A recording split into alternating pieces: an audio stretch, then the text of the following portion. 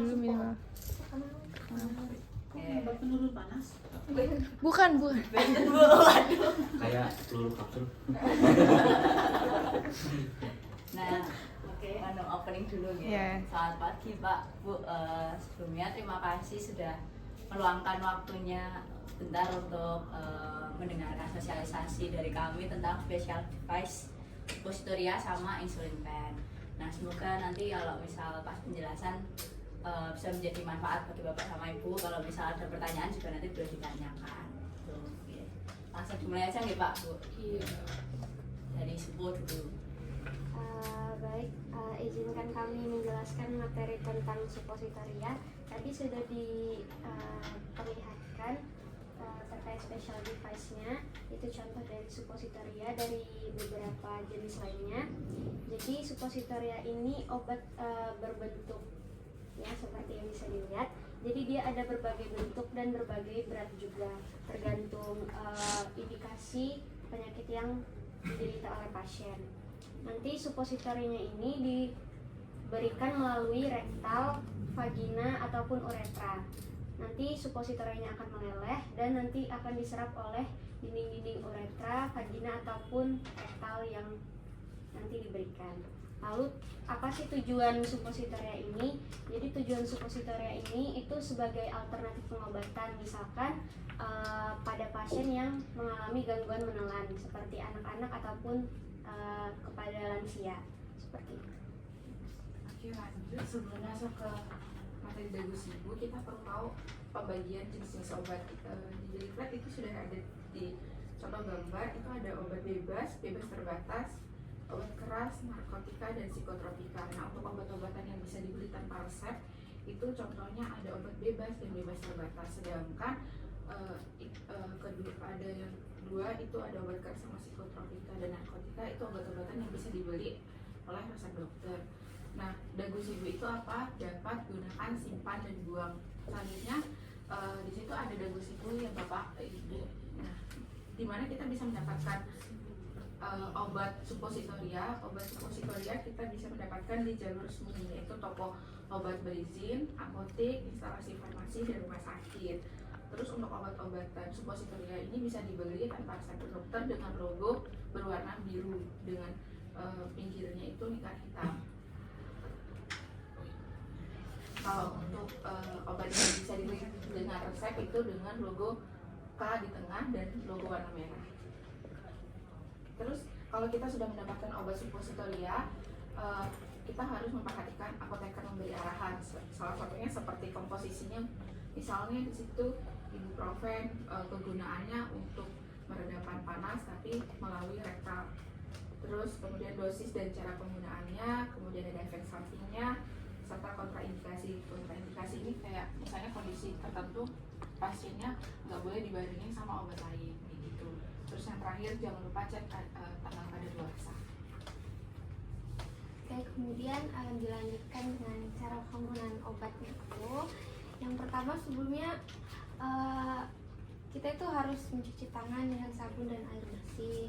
Nah, kemudian untuk membuka kemasan suppositorianya itu kita itu harus menggunakan sarung tangan atau gloves. Bisa tidak menggunakan sarung tangan dan gloves asalkan sebelumnya mencuci tangan dengan sabun dan mencuci tangan dengan sabun dan air bersih. Nah, kemudian setelah dibuka kemasannya itu kita harus membasahi ujung dari suppositorianya itu menggunakan lubrikan. Nah, lubrikan itu apa? Lubrikan itu merupakan pelicin, air pelicin.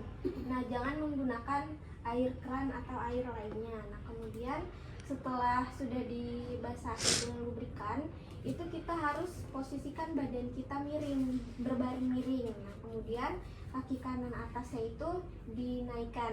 Nah, setelah itu kenapa? Agar rektalnya itu terbuka untuk memudahkan obatnya itu masuk ke dalam anus kita. Nah, kemudian setelah anus itu terbuka, itu suppositoria itu dimasukkan. Namun yang dimasukkan itu bagian ujung dari suppo tersebut, jangan bagian yang belakangnya ini. Nah, setelah dimasukkan itu kita tetap berbaring selama 5 sampai 10 menit. Kenapa? Itu agar obatnya itu tidak keluar.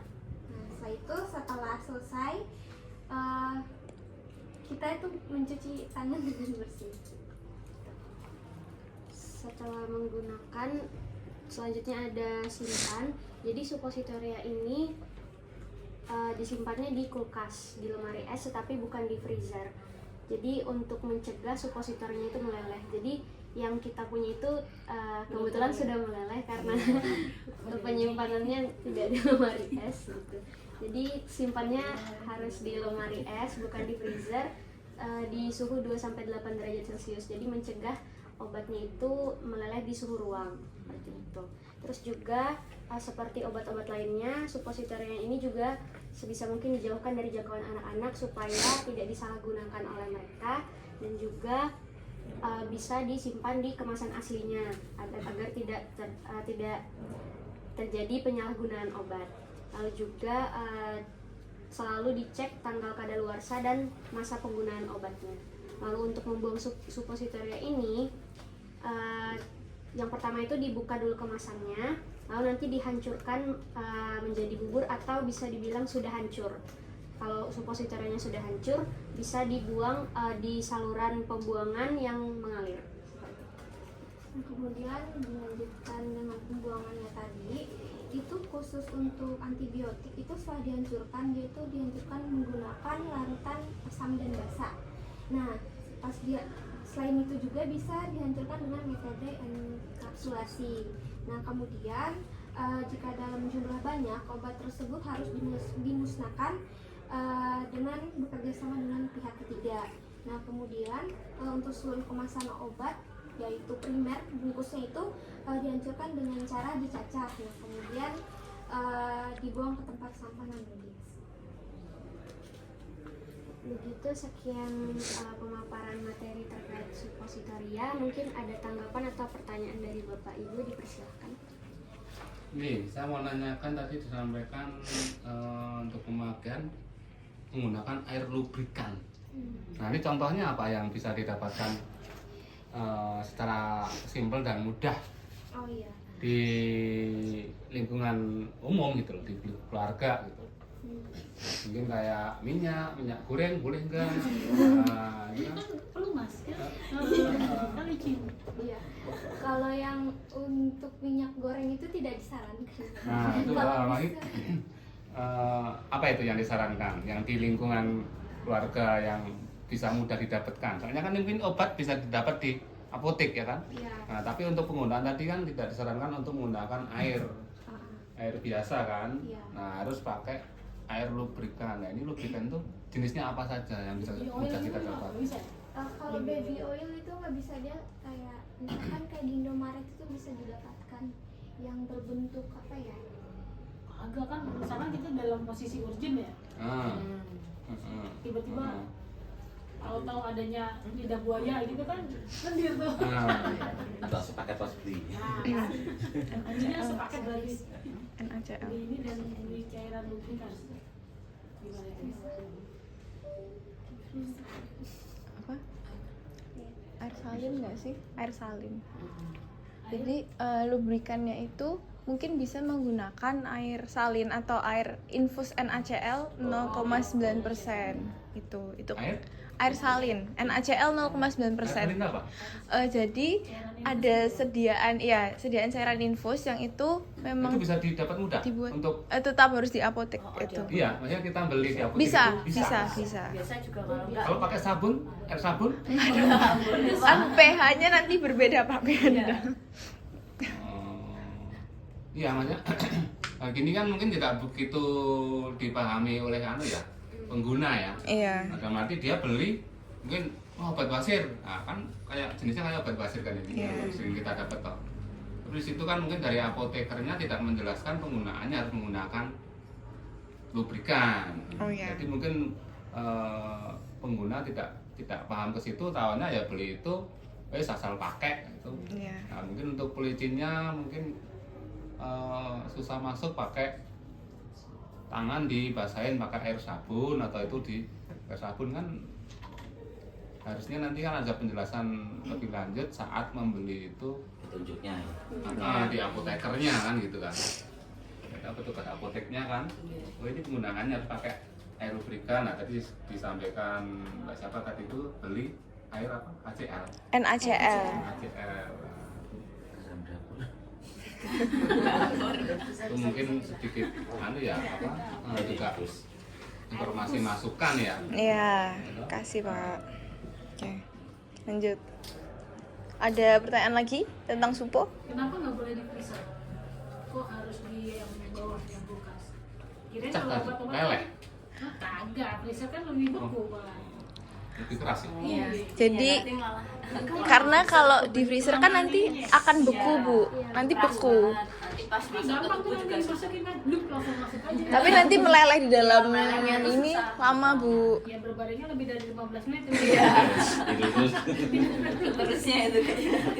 Karena supo ini kan diharapkan efeknya juga lebih cepat dari obat lainnya, jadi makanya Freezer itu ya. Iya. karena juga kalau di freezer nanti dia kayak ada terbentuk bunga es atau segala macamnya, itu juga mengganggu. Dingin. Iya. obat ini ada cara penyimpanannya ini. Iya. Di luar suhu tertentu akan rusak, tapi terlalu keras jadi tidak bukan rusak, tapi Iya. susah prosesnya ini. Iya. Proses pencairannya. Iya. Oke. Berarti lanjut ke Ini Enggak, maaf tadi. Aku masih ngajar ini yang lubrikan tadi. Selain itu, yang bisa mudah didapatin di Itu Pak. nah itu udah nggak tahu ya toh? Beneran loh. Ariel. Itu bakteri Bu. Iya, bakteri ya. Ya, Apa itu yang mudah didapat di lingkup keluarga? kalau dulu kan lama kita kan pakai gitu. Tapi kalau menurut saya ya, untuk Superstoria itu dia penggunaannya sebenarnya nggak usah pakai lubrikan nggak apa-apa, karena untuk sediaannya itu dia udah basisnya kan basis lemak dia. Ada yang lemak. Ya. Kayak gitu ya. Oh, Apa iya. namanya penggunaannya? bahan maksudnya? apa ya, bahan Bahan dasarnya dasarnya lah ya. istilahnya itu. Jadi bahan dasar, misal kalau semuanya ini dibuka di dalam satu ruang, dia kalau dipegang tuh akan seperti Kayak lunyu-lunyu gitu loh. Oh ya, lendir ya. Iya. Kayak minyak. Kayak lendir gitu ya. Ada yang modelnya kayak gitu, jadi nanti pas kepegang tangan aja tuh udah Dari chip. Iya. Oh, jadi Oh ya. Iya. Tapi tidak diharuskan menggunakan ini kan? Iya. Ada yang bisa langsung gitu, tergantung bahannya juga sih sama obatnya yang apa. Sebenarnya lubrikan juga fungsinya untuk memudahkan masuknya aja sih. Ya, Iya. untuk yang urgent yang susah-susah Iya. aja ya. Oh ya. Apakah ada jenis obat apa aja yang seperti ini bentuknya? Artinya kan memang betulnya untuk orang-orang yang tadi disampaikan kan, orang yang sudah tua atau anak-anak yang tidak bisa kan.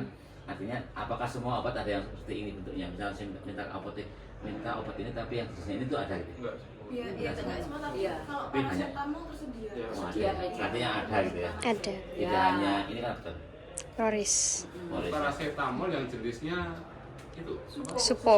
itu ya. Ada. Paracetamol ada, diare tadi juga ada Pak, Oh, ada bisa ya. buat diare. Oh, iya. Ih, ngeri ya. Masukin bablare. Gimana cerita lo? Beneran loh. Iya sih, makanya kita cuci tangan dulu. Kalau panas lah, iya bisa. Tapi kalau masukin Itu logikanya berarti ketika masuk, maaf ya, ke tadi apakah obatnya terserah otomatis ke dalam dia? Iya, Oh, jadi iya. kan ya di dalam tuh kayak istilahnya ada apa ya? Pembuluh darah. darahnya nanti ya. Ketemu Obatnya gitu. kan meleleh, nah pembuluh darahnya yang nyebarin. Iya. Setahu saya kan kalau minum makan minum kan masuknya ke sini gitu. Ya. Itu dari belakang. dari bawah. Prosesnya lebih cepat mana itu? Yang itu yang Ya. Ini. Yang masih dengan Dari- obat kita minum sama suku itu. suku lebih Langsung cepat. ke Karena langsung ke pembuluh darah. ya. Karena kalau kita minum obat secara oral Ya. Atau ditelan. ditelan itu Ya. kan dia Prosesnya panjang. Lambung. nanti disiramnya di usus halus gitu. Kalau itu kan langsung kalau emang tujuannya bagus itu langsung gitu, pembuluh darah langsung Iya, jadi Makanya- makanya di sekitar anus langsung menyembuhkan. iya. Lebih cepatan itu ya? Ya, makanya disebutnya itu spesial device kan Pak, atau dia tuh butuh perlakuan spesial gitu loh Pak ya. istilahnya. Obat flu nggak ada yang kayak gitu? Obat. Lu belum terus nanti. Malah. Kalau lebih cepat ya, kayak tuh. Nggak jelas. Kayak Nanti malah di sini masih Kayaknya gue bayangin tuh kalau masukin sendiri susah loh. Hah? Tapi nggak tahu nih kalau udah kebiasaannya. Tapi Biasanya biasanya anak kecil kan yang masukin kita gitu loh. Gue dulu anakku step kan. Iya. Dokternya ngasihnya Makanya kalau anak-anak itu kan suruh minum obat, sini kan terkadang susah. Iya. Nah, kan banyak anak-anak kan demam, flu, batuk itu. Nah, kalau bisa dimasukin situ kan iya, maksudnya itu yang kalau lu yang sakit tuh masuk ke sendiri bisa. Bingung. Jadi memang ada ya obat ya ada beberapa jenis obat termasuk untuk dan nyeri, tapi ketika orang yang nggak bisa yang pakai manual biasa, sebenarnya ada alternatifnya itu ya. Iya. Cuma mungkin memang jarang ya, artinya jarang kita tahu maksudnya. Mungkin sosialisasinya memang belum ya untuk masyarakat tuh taunya ya olahraga aja. Atau bahkan infus saja gitu. Iya. Ya, Pak Dodo, terima kasih ya. Masih juga Pak. Iya, Kita ya. Gimana Bu? Lanjut. Oh lanjut. Oke. Masih ada satu lagi. Insulin pen Ini yang bisa buat dilihat. diabetes. Pak Faisal mau ini kan. Iya. Lihat tuh Chris dulu. Oh, Chris. Oh iya, dia Chris Kalau mau dipegang Pak. Iya. Nggak mau takut. Ada jarum. Mana jarumnya? Udah nggak Ya, apa. jadi Pakai ngapain? Hah? Lu diabetes? Enggak punya apa Pri? Oh, tinggal Pak. Ditinggal. Kenapa tuh? Oh ini yang bedanya tuh ini yang sebenarnya satu merek ini tuh sama-sama yang pen. Ini yang mix ya. Mix tuh ya. nanti kita Ya, jelaskan. nanti dijelasin nanti Bu. Nah, jadi ya ini ya insulin pen. Jadi seperti yang Bapak Ibu masih tahu, ini merupakan salah satu terapi yang bisa digunakan untuk penderita diabetes. Nah, di mana aja kita bisa mendapatkan insulin pen ini. Jadi insulin pen ini bisa didapatkan di apotek, rumah sakit, puskesmas, dan fasilitas kesehatan lainnya itu seperti klinik. Nah, tapi untuk mendapatkan insulin pen sendiri ini harus menggunakan resep dokter. Mengapa harus menggunakan resep dokter? Karena kita ingin memastikan bahwa memang insulin pen ini benar-benar didapat oleh pasien yang seharusnya menggunakan dan untuk seperti menghindari penyalahgunaan obat tersebut seperti itu. Oke, tadi kan udah dapatkan. Nah, selanjutnya itu ada gunakan. Untuk cara penggunaannya sendiri tuh sebenarnya antara dua ini tuh sama-sama bentuknya tuh kayak apa ya, istilahnya kayak pulpen gitu, dijepres gitu kan Bu. Nah, jadi cuma kalau yang ini itu Novo Rapid, kalau yang ini namanya Novo Mix. Itu sama satu merek, mereka satu perusahaan juga. Cuma bedanya kalau yang Rapid tuh istilah gampangnya tuh cepet, paling cepet gitu. Jadi dia tuh kerjanya nanti paling cepet. Soalnya insulin tuh beda-beda kan, ada yang kerja cepat, kerja lambat, kerja sedang, tergantung juga setiap pasien tuh kondisinya, keparahannya udah gimana. Ini yang mix kan berarti mix itu artinya campur, berarti kan bapaknya udah dapat obat tuh ada campuran gitu loh. Sementara kalau ini kan hanya satu gitu. Tuh, jadi ini udah yang gabungan dari beberapa gitu ya, makanya di mix. Terus kalau yang tadi kan ini kan yang rapid tuh yang cepet. Nah, sesuai namanya kan cepet, jadi dia tuh diharapkan supaya kerjanya tuh cepet buat nurunin gula darah gitu. Nah, untuk cara penggunaannya itu nanti tuh ini kita kan di sini ada beberapa bagian.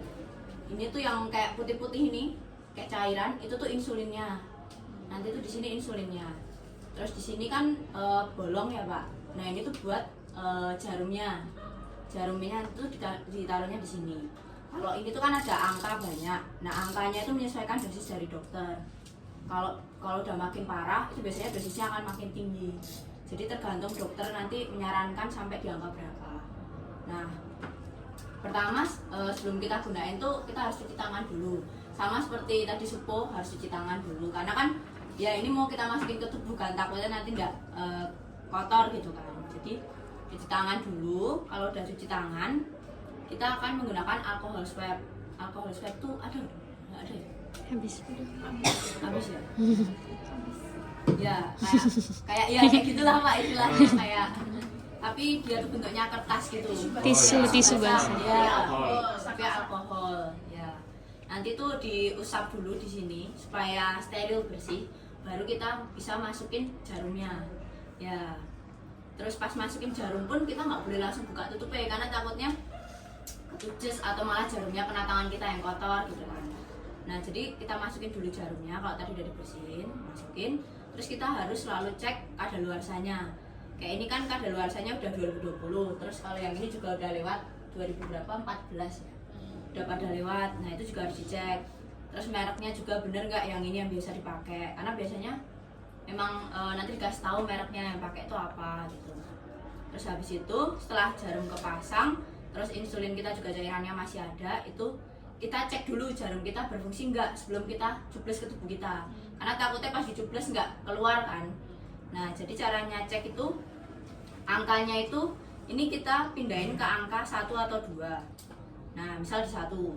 Nah setelah itu kita giniin posisinya seperti ini kayak berdiri, terus kita ketuk-ketuk di bagian insulinnya, karena takutnya itu kayak ada gelembung-gelembungnya di sini ya, karena nggak boleh ada gelembung, nanti pas masuk ke tubuh tuh kayak nggak enak ganggu juga gitu kan, bahaya. Jadi kita pastiin nggak ada gelembungnya. Terus ini jarumnya kan ada di sini kan, nah nanti kita coba pencet dari bawah gini, set gitu, keluar nggak nanti tetesannya, karena tadi kita settingnya cuma angka 1 atau 2, jadi tuh ya netes cuma dikit kayak tes gitu, kayak cuma buat mastiin tok jarumnya berfungsi enggak gitu. Terus kalau udah, oh ternyata jarumnya bisa nih, nah kalau udah baru kita setting sesuai dosis dari dokter. Misal dokter suruhnya ini udah sampai 8 mili, berarti kita atur sampai di angka 8. Kalau udah diatur di angka 8, nanti kita siapin dulu, udah kayak gini. Terus habis itu kita siapin tubuh yang mau kita suntik. Itu bisa beda-beda, itu emang harus beda-beda tapi lebih tepatnya, kayak misal hari ini di lengan kiri, besok ganti lengan kanan, perut sini, atau paha. Pokoknya cari bagian yang istilahnya ya belum pernah disuntik, jangan di tempat yang sama terus. Sama cari yang apa ya, kayak bisa dicubit gitu loh ya. Ini kan bisa dicubit gitu kan Bu. Nah dicubit, nanti kita bersihin dulu dengan alkohol tadi yang kayak tisu basah. Terus kita cubit, misalnya dicubit ya ini dagingnya. Nah terus baru ditujek, kita dorong ininya, nah nanti keluar. Tapi kalau udah dimasukin cairannya itu jangan langsung masuk beneran deh.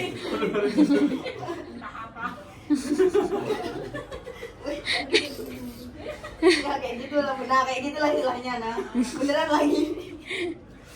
Terus kalau udah kita jangan langsung jabut jarumnya, karena takutnya tuh apa ya, kayak belum selesai gitu loh pas disuntik itu belum keluar semua. Injeksinya ya maksimal. belum selesai disuntik semua, belum keluar semua, jadi takutnya nanti pas tarik malah masih keluar banyak gitu.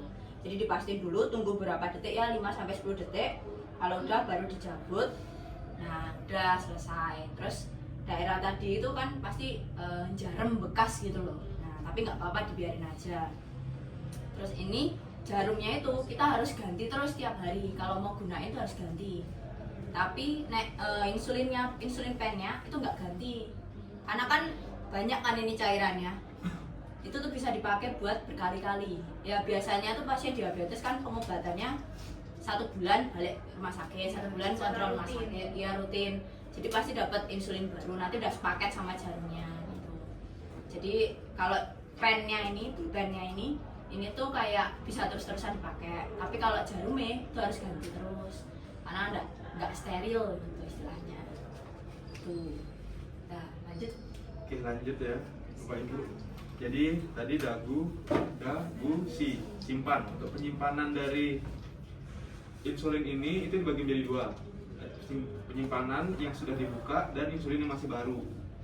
Jadi misalnya kalau insulin yang masih baru, belum dibuka di bagian ujungnya ini, atau belum dipakai sama sekali, itu bisa disimpan di kulkas dengan suhu 2-8 derajat. Nah setelah itu jika insulinnya sudah dipakai ataupun sudah pernah digunakan, sudah dibuka, itu bisa disimpan di suhu ruangan saja. Nah selanjutnya untuk penyimpanan lebih umumnya, itu untuk insulin ini karena kan ini merupakan special device, itu bisa disimpan di tempat yang terhindar dari cahaya matahari. Selanjutnya dengan suhu ruang suhu ruang itu sekitar 20-25 derajat, atau di suhu ruang seperti ini. Selanjutnya dan dijauhkan kepada anak-anak, karena kan takutnya nanti kalau ketemu sama anak-anak kan di main-mainan. Nah selanjutnya untuk penggunaan penyimpanan insulin ini maksimal dia di 24 hari setelah pemakaian. Oke, selanjutnya untuk simpan udah, lanjut untuk buangnya. Nah, untuk pembuangan insulin ini kan tadi Bella juga udah jelaskan kalau misalnya untuk jarumnya ini kan dipakai 1 kali penyuntikan 1 kali, jadi diganti secara berulang.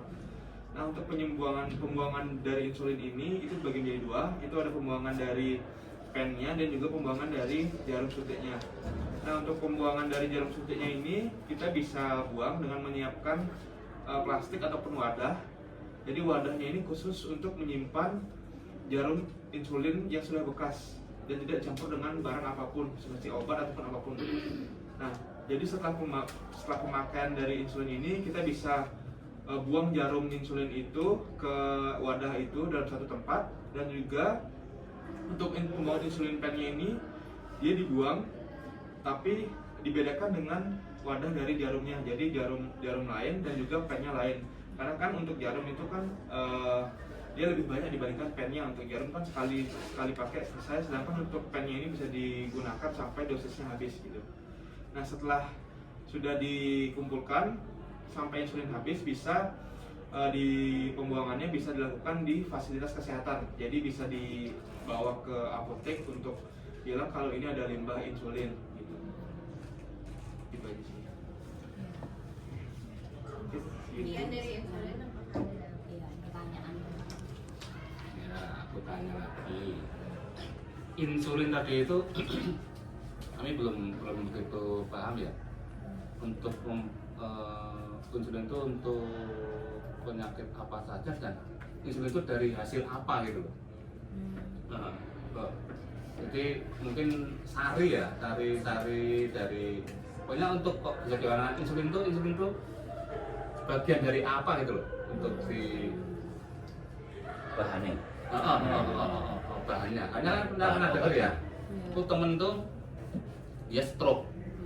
Nah, terus dia ke Bethesda, saat itu ada tawaran untuk bisa lebih cepat sembuh.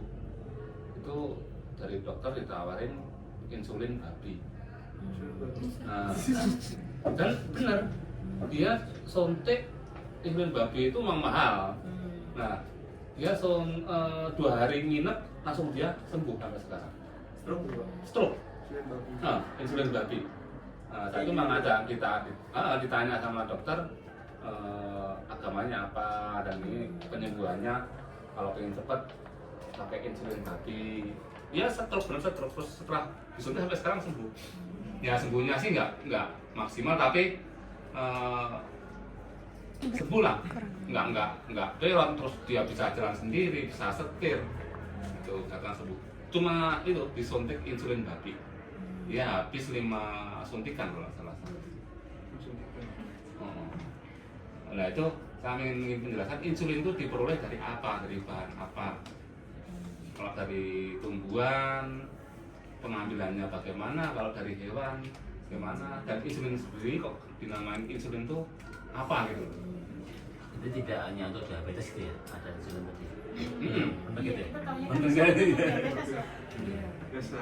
Jadi sebelumnya untuk insulin ini berdasarkan dari dosen-dosen yang diajarkan ini dari kelas kita, kalau insulin itu baru jelaskan hanya untuk diabetes, untuk pasien diabetes. Baru tahu kalau ya, ada stroke, stroke ya. Nah, sedangkan kalau untuk insulinnya sendiri itu sebenarnya gini, tubuh kita ini sebenarnya memproduksi insulin sendiri. Nah, penyakit diabetes ini ada dikarenakan tubuh kita udah resisten itu ibaratkan tidak bisa produksi insulin lagi. Makanya maka dari itu rendah. Insulin rendah, tidak bisa produksi lagi. Ya. Jadi untuk mekanisme kerja insulin itu kan untuk menurunkan gula darah dalam tubuh. Sedangkan kalau misalnya dari tubuh kita itu khususnya di hati ya. Jadi pankreas. Di pankreas ya. Kalau misalnya tidak bisa memproduksi insulin lagi, otomatis kan nggak bisa menurunkan kadar gula darah. Otomatis nanti kadar gula darah dalam tubuh itu naik. Nah, makanya dibutuhkan insulin tambahan dari luar. Nah, insulin nanti bahannya dari apa ya? Yang ditambahin itu? Yang ini? Yang untuk diabetes itu diperoleh dari apa gitu insulin itu sendiri? biochemical sih. Biochemical ya, biochemical. Jadi di Bahan. dunia farmasi itu memang ada suatu obat yang Sintetis dibuat insulin. itu semirip mungkin sama tubuh yang ada di tubuh ya, kita. dari Kita. tubuh Iya. biasanya bisa dibuat dari sintesis hewan, tumbuhan seperti itu Hmm, yang memang diambil dari dibuatnya situ. itu iya Ya. sama disamakan Seperti yang ada di tubuh kita. di dalam tubuh. Jadi kayak istilahnya itu cuma buat apa ya, nambahin gitu Iya. Pak. Ya, Kita tuh untuk- udah punya untuk tapi stabil ya. kita tuh Iya. butuh lagi gitu. Karena mereka kan udah gula darahnya tinggi kan. Apalagi kalau misalnya kita habis makan tuh pasti gula darah kita naik semua kan. Nah, tapi mereka itu yang menderita diabetes tuh nggak bisa cepat nurunin Ya, gula darah lagi. untuk Nah, karena menetralisir itu insulinnya kurang. kurang. Sementara kalau kita yang masih normal gini kan bisa cepat nurunin lagi. Nah, makanya mereka butuh bantuan dengan tambahan kayak gini. Insulin. Ya, insulin Bukan pen. untuk menyembuhkan tapi untuk mengontrol. Ya, Kontrol. bantu kontrol. Ini diberikan oleh dokter bagi penderita diabetes menyeluruh atau sudah ada di batas ambang tertentu gitu? Ada Ya. kriterianya ya. Kriteria. Biasa kan kayak diabetes kan juga ada ini kan Pak, apa ya istilahnya Biasanya ada tingkatannya gitu loh, udah sampai keparahannya yang seperti apa gitu. Kalau misal masih yang awal-awal tuh biasanya dikasih obatnya masih yang Metformin. ya obat yang Obat telan telan, gitu, obat obat yang masih telan kayak metformin gitu. Tapi juga penggunaannya juga 1 bulan penuh, biasanya per bulan harus balik-balik terus. Tapi kalau misal udah dari obat yang ditelan itu ternyata masih belum, efeknya belum bagus, nah biasanya tuh akan ditambah sama insulin pen gitu. Kenapa nggak langsung ke insulin pen? Jadi gini Pak, sebenarnya untuk pengobatan diabetes sendiri itu ada kriterianya. Jadi ada namanya tuh kayak ada buku apa Perkeni.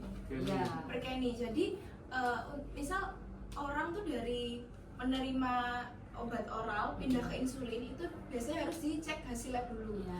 Nah, ada salah satu namanya itu HbA1c. Kadar Kadar. HbA1c-nya itu kalau misal lebih dari 9%. 9 nilainya tuh lebih dari 9, dia harus switching atau menambah terapi insulin Ya. seperti itu. Jadi dari penunjang hasil lab itu nanti juga ada pertimbangan sendiri untuk menerima terapi Terapi tambahan tambahan. lainnya seperti itu. Jadi memang sudah ada Jadi guideline-nya dari lah dari Pak. dari insulin ini tidak ada kadar seperti obat yang oral ya. Berarti gini, kata aja untuk ini untuk kelas sedang itu tadi kan sampaikan untuk oral. Oh ya. Ini karena terus untuk flu biasa mungkin cukup ultraflu, nah, setelah itu nggak sembuh Ya. baru lari ke dokter gitu kan. Ya. Nah, seperti insulin ini nggak ada yang banyak ini yang standarnya sedang, terus menengah, terus untuk tinggi gitu. Oh. Jadi maksud saya bagi penderita diabetes dia tidak anda saja dia itu susah untuk minum obat oral, itu mungkin dikasih insulin yang kelas sedang yang sejajar dengan enggak sih obat Pak, itu. ya Nggak ada. tetap harus langkah-langkahnya memang harus Iya. dari kayak gitu Pak, kayak karena Iya, menyesuaikan kondisi heeh. pasien Iya. juga. iya maksudnya itu tadi untuk menyesuaikan kondisi pasien. mm, Nah ini berhubung dia itu nggak mau minum obat, nah, tapi dikasih insulin yang tingkat sedang itu nggak ada. Oh, enggak bisa. boleh Pak, tetap harus Jadi harus minum obat telan dulu Iya. dikit-dikit karena istilahnya Iya, kayak gini Pak. maksudnya itu yang saya tanyakan itu insulin yang sekelas dengan obat telan itu nggak ada. Oh, enggak ada Pak. Emang Nggak ada. ini untuk tambahan kalau ketika kondisinya tuh sudah mulai parah gitu loh Pak. Oh. Jadi kalau malah pasien minta ini malah itu nggak sesuai untuk pasiennya, apalagi kalau misal Indikasinya nggak sesuai. ya diabetesnya tuh masih yang awal-awal gitu. Itu kalau malah dikasih insulin pen tuh malah nggak pas, nggak cocok gitu Pak. Jadi Beda kayak supo tadi. Ya. Kalau supo kan bisa untuk penggantian Alternatif gitu. obat Ya. lain bisa. Ya. Nah, kalau insulin Kalau ini ini enggak, tambahan bukan gitu, pengganti. Pak. Ya. Cuman biasanya kayak ya maaf kalau orang sudah dapat insulin ini biasanya udah yang ya Kelas- sudah parah kelas banget. parah. Iya, Iya. agak udah. Ya maksudnya itu biar nggak mendekati ke parah. Kalau ada insulin yang mungkin kelasnya itu masih kelas menengah atau di sedang, nah, itu kan bisa lebih cepat sembuhnya kan gitu maksud saya, itu kan gitu harapan saya kan gitu.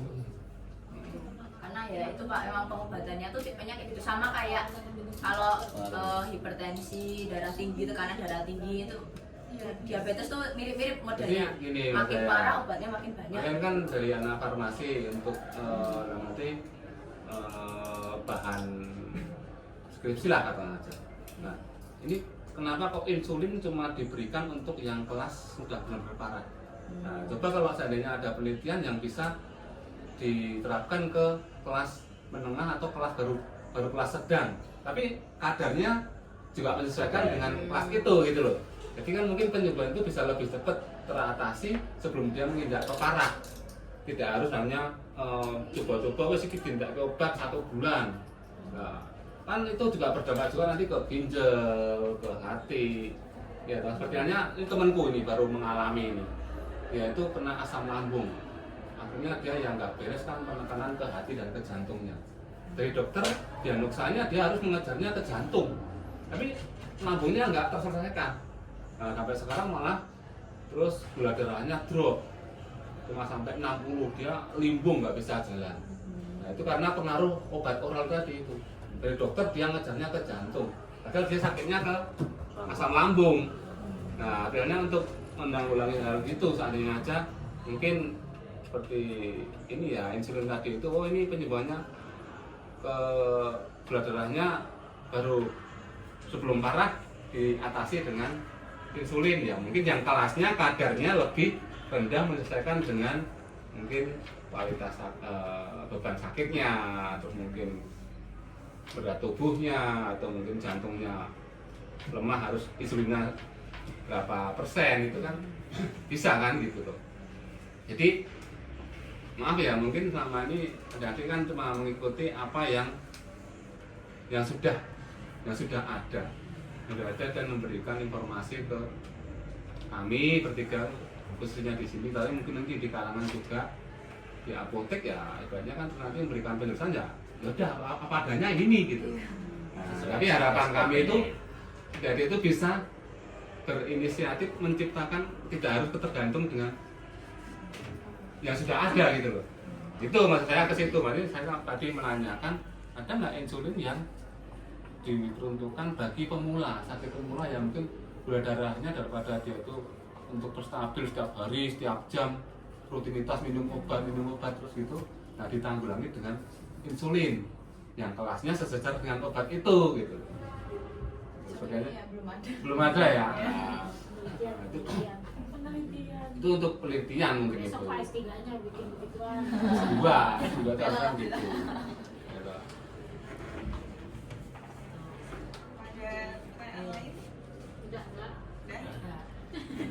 Sekian presentasi dari Kelompok Abi. Maaf kalau ada salah kata. Terima kasih sudah meluangkan waktunya ya Pak. Bapak Ibu.